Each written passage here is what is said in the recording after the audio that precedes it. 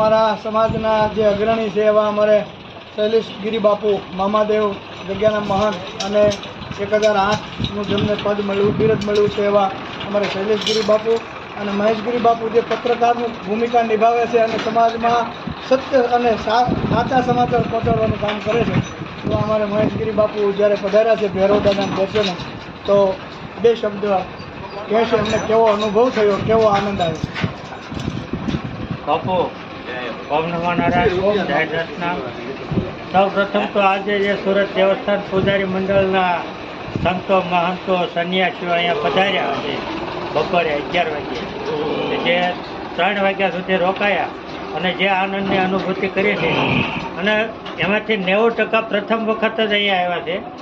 અને અહીંયા આપ જે જોઈ રહ્યા છો જે કાળ ભૈરવ દાદાની મૂર્તિ કે જે 51 ઇંચની મૂર્તિ છે અને સુરતની અંદર દરેક મંદિરોમાં કાળ ભૈરવ દાદાની સ્થાપના છે, દરેક મંદિરોમાં મેં જોઈ છે, પણ આવડી મોટી મૂર્તિ અહીંયા પ્રથમ વખત સુરતમાં હું જોઈ રહ્યો છું. જે 51 ઇંચની જે અયોધ્યામાં રામલલ્લાની સ્થાપના કરી એ મૂર્તિ પણ 51 ઇંચની જ છે અને જોગાનું જોગ આ મૂર્તિ પણ 51 ઇંચની જ છે.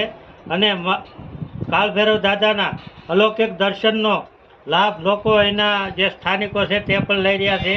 તો સુરતમાં વસતા દરેકે અહીં એક વખત આવીને દર્શનનો લાભ લેવો એ એક જીવનનો લાવો છે.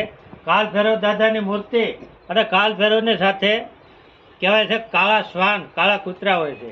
જ્યાં અહીંયા 4 થી 5 કાળા શ્વાન અહીં જ રહેશે અને અહીં જ બેસે છે. અહીંયા પાછળ પણ 2 બેઠેલા જ છે.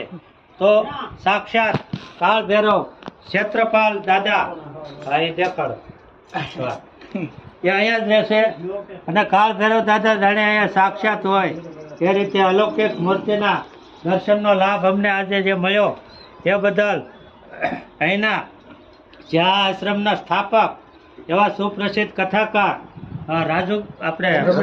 રમેશ ગિરી બાપુ માંડવાવાળા એમના આમંત્રણથી આજે સર્વે પધારેલ અને સર્વે સંતો મહંતોએ આનંદ કરેલ. નમઃ પાર્વતી પતે હર હર મહાદેવ.